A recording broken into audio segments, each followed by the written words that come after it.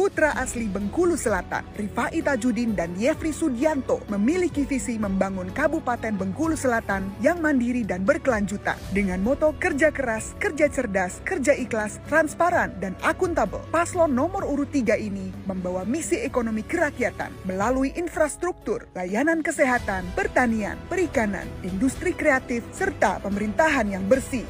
Betunggal, mari coblos nomor 3, Rifai Tajudin, Yefri Sudianto. Assalamualaikum warahmatullahi wabarakatuh. Adik anakku yang tinggal di Bengkulu Selatan, terutama sanak-sanak yang tinggal di dusun-dusun ya, di Gedurang, di Pinau Raya, di Segini, di Kota Mana, ya kan? Balik tarawih tadi, aku baca pelintas apa nama itu di media sosial ya. Ada mungkin aku calon pengganti Gusnan. Tulan Tati kakak Agus Rin ya. Nah di sana sekalian kita pilkada ulang ini tidak terlepas dari kesalahan institusi Bawaslu, institusi KPU dan pemerintah yang tidak bisa tegas terhadap aturan. Sehingga dengan ada pengulangan ini ya kerugian di pihak calon bupati, kerugian di daerah dengan dana yang harus dialokasikan lagi kan. Oke lah, ini sesuatu yang tidak bisa kita hindari terjadi PSU di Bengkulu Selatan ya. Nah, aku secara pribadi dengan di sana ingin menyampaikan pendapat pribadi sehubungan dengan calon-calon yang muncul ya. Jujur aku adalah sahabat Rifai Tajudin. Nah, kedua, kami ingin sekali lah yang masyarakat yang tinggal di Jakarta ini lo mana daerah kita ini maju. Kita ini belum pernah bertemu pemimpin yang benar-benar nak maju ke daerah ini. Yang ada kebanyakan begitu dua dia mementingkan pribadi dia.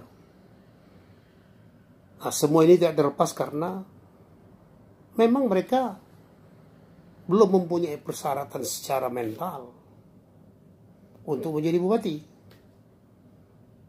Nah, di antara 3 calon ini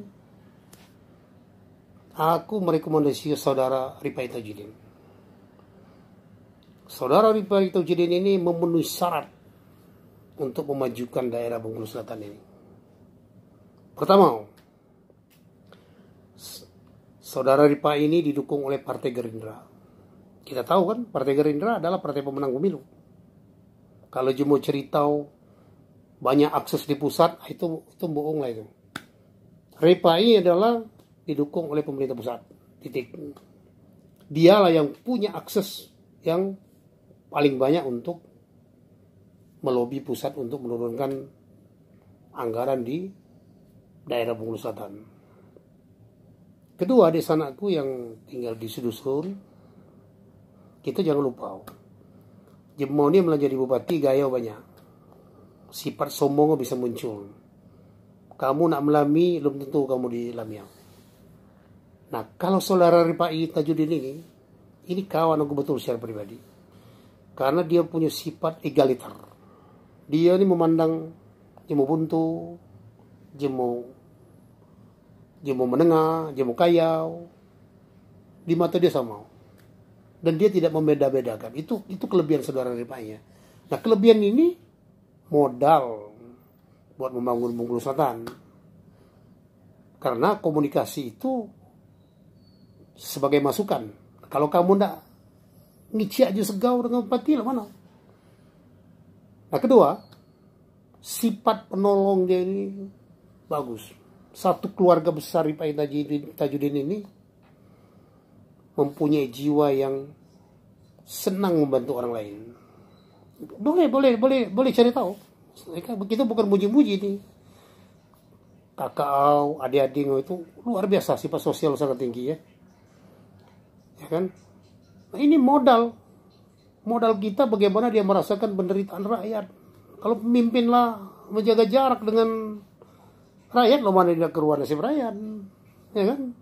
Nah, sifat ini adalah modal. Ketiga, jejak rekam dia. Dia dari muda sudah jadi anggota dewan. Kemudian dia sendiri ASN. Dia pernah jadi ajudan bupati. Kemudian terakhir dia jadi wakil bupati. Artinya dia masuk dalam dunia ini bukan dunia asing. Begitu dia dilantik, dia bisa langsung action.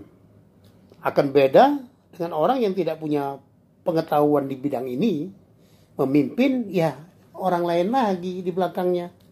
Repot kita. Ya. Nah, kita yang paling kita takutkan itu adalah transaksional. Dari mulai mutasi jabatan, semua dijual. Dari mulai kepala sekolah begini, itu janganlah sampai terjadi lagi. Ya. Insya Allah kami sebagai teman akan selalu menasihati saudara RFI, merit system harus diterapkan. Jadi orang-orang yang akan diangkat menjadi pejabat atau menjadi apa-apa, menjadi kepala di semua institusi itu harus orang-orang yang mempunyai background yang tepat, the right man on the right place. Ya. Nah, jadi itulah di sana kita kan lo di Papua kemagi pilkada. Ibarat kata ini sekecil pun biaya, sebesar biaya lah keluar gelau. Nah, tentu sanak-sanak di dusun juga mohon maaf, memang situasi ekonomi kurang bagus, ya kan, tidak ada yang gratis. Nah, tapi untuk periode berikutnya ini pilkada, ya kita menginginkan lah adik sana itu, terutama yang tinggal di dusun, benar-benar memilih yang kali ini pemimpin yang sesuai dengan hati nurani kamu.